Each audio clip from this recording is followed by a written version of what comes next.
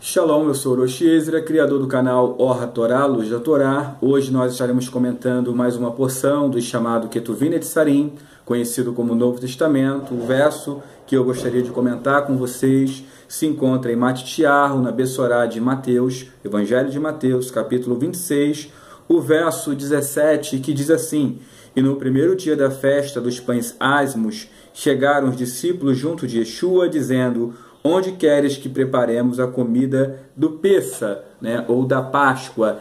Esse verso de Matitiarro, o texto de Mateus, capítulo 26, a partir do verso 17, juntamente com o texto de 1 Coríntios, capítulo 11, do verso 23 ao 31, são as duas passagens que são utilizadas frequentemente dentro de comunidades cristãs para fundamentar a observância denominada de Santa Ceia. Então, utilizam-se, na verdade, essas duas porções, esses dois versos, para amparar aquele cerimonial, aquela liturgia aonde se come o pão e o vinho. É claro, eu estou falando dentro de uma perspectiva cristianizada. Então, geralmente, dentro de comunidade cristã, tem comunidades que fazem uma vez por mês, outras fazem uma vez a cada 3 meses, algumas poucas fazem por semana, que é muito raro, e há algumas que fazem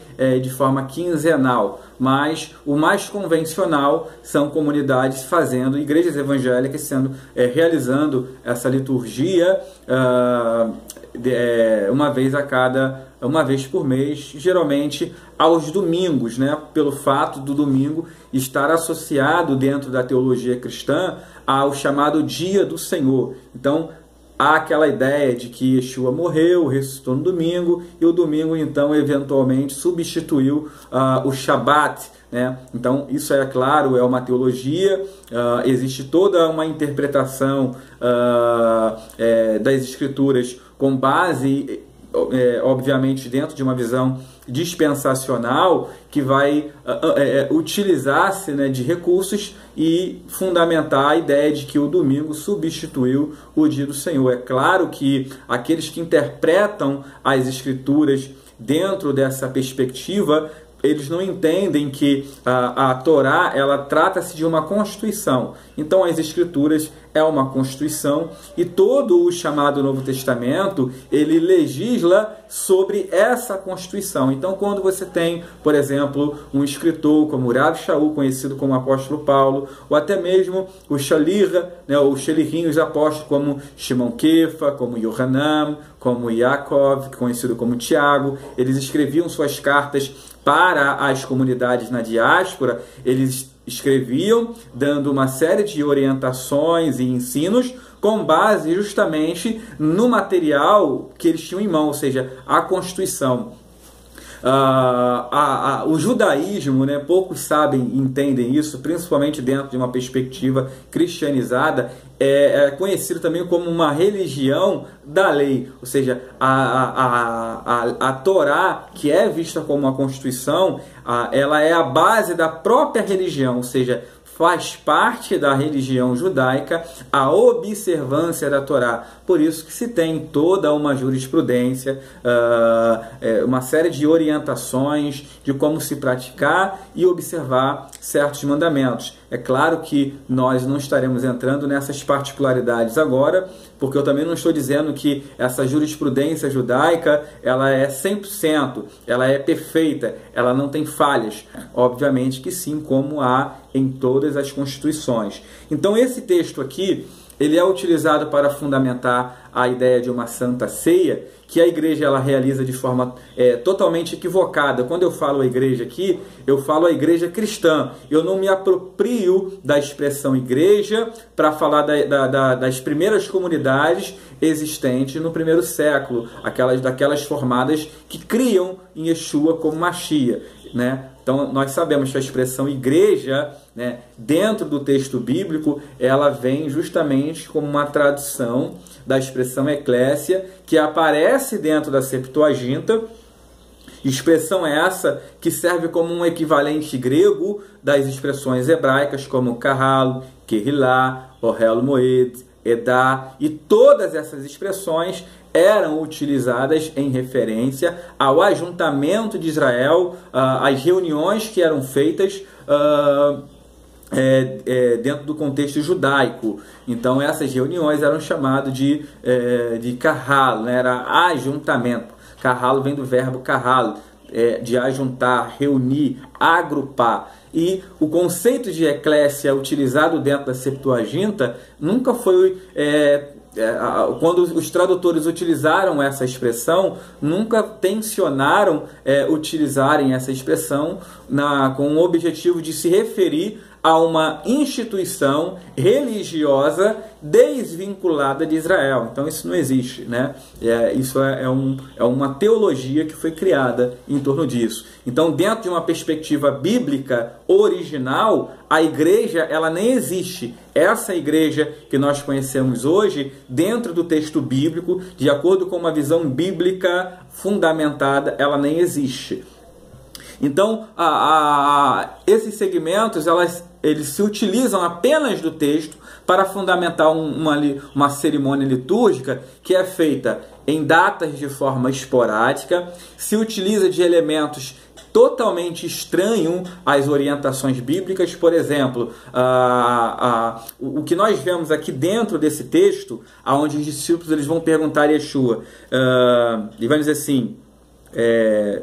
os discípulos juntos de Yeshua dizendo: onde queres que preparamos a comida da Páscoa? Essa comida da Páscoa aqui nós chamamos de Seder de Pessa, né? Era o Seder de Pessa. O que era o Seder de Pessa? Era um conjunto eram várias refeições que eram organizadas, que eram postas à mesa, né? E alguns dos elementos dessa mesa, dessa refeição, como a matzá, o que era o pão sem fermento, as ervas amargas, o vinho, eram colocadas hoje, né, naquela época não havia, mas hoje é colocado dentro de uma keará, que é um prato específico para o momento de Pessa. Então era organizado e ingerido de forma litúrgica. Então era uma refeição cerimonial, não era uma refeição como qualquer refeição, como todas as refeições que se fazem diariamente. Era uma refeição litúrgica e cada elemento em cima da mesa faz menção, né, ou lembra, né, um evento da saída de Bnei Israel da terra de Mitzraim, da terra do Egito. Então as ervas, o pão, então era comido de forma litúrgica, fazendo sempre lembrança ou memória da saída do povo de Israel de lá. Então, por que é chamado de seder? Porque existe uma ordem. A expressão seder significa ordem. Então, não era você chegar e comer, né? Não é chegar e comer. Você come dentro de uma ordem, fazendo memória, lembrança do resgate, do livramento que o Eterno, que Hashem nos deu, né? Que Ele nos tirou com mão forte da terra do Egito. Então, a mitzvah, ela orienta que quando nós estamos ali fazendo, mesmo hoje, observando a festa de Pessa, a nossa postura ela deve ser como se nós mesmos estivéssemos participado presencialmente daquele evento, daquele grande livramento que o Eterno nos deu.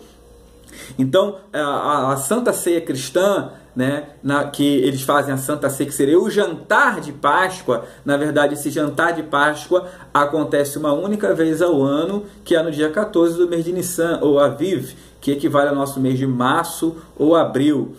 Por exemplo, há um tratado chamado de Pessahim, né, onde ele já inicia, no tratado de Pessahim no Talmud, já inicia falando sobre as proibições que acontecia dentro do período de Pessa, que começava do dia 14, no entardecer, entre o pôr do sol, né, ou seja, na virada do dia 14 para o dia 15. Então, aí há uma discussão dentro de Pessahim se as proibições elas começavam no pôr do sol, quando surgia as primeiras estrelas no céu, as 3 estrelas no pôr do sol, à noitezinha, ou na manhã, ao nascer do sol. Então há uma discussão, né? Quando que as proibições elas se iniciariam? Nós vamos ver isso no Tratado de Pessahim. Já no Tratado de Hagegá, nós estaremos vendo, por exemplo, quem são aqueles que são obrigados a participar da festividade. Por quê? quando nós lemos lá em Shemot, Êxodo, capítulo 23, o verso 14, de Shemot, ele vai dizer assim, Êxodo 23, vai dizer assim,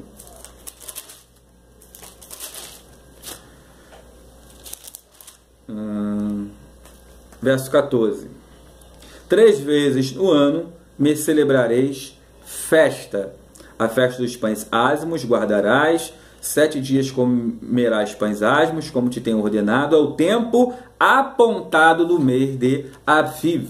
Então, o comentário de Hagigah, comentando isso aqui, ele vai dizer que é uma mitzvah você aparecer durante as festas que são denominadas de Shelosh Regalim, as festas, as peregrinações, ou seja, pelo fato da festa, as 3 festas, Pessa, Shavuot e Sukkot, ser chamados de Regalim, ou seja, Regalim vem de Regel, de pé, festa dos pés ou das caminhadas, das peregrinações, é uma mitzvah, né? A pessoa ela deveria ir até Jerusalém caminhando. Hagigah vai comentar quem seriam essas pessoas que deveriam ir e aquelas que seriam isentas de tal obrigação. Então, a gente vai comentar melhor sobre isso em outro material.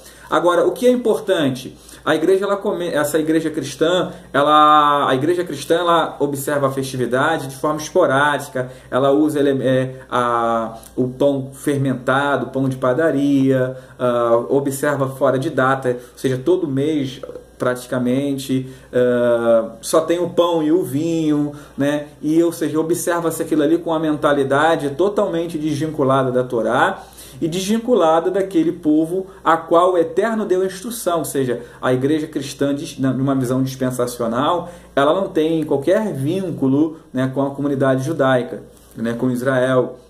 Então é uma instituição à parte, né, de Israel, ou seja, dos projetos que o Eterno tem, porque tudo nas Escrituras é voltado para o povo judeu, né? Então a festa ela é observada fora de data, é o que eu quero comentar. E aonde que isso se configura, né, uma anacronia em relação ao texto?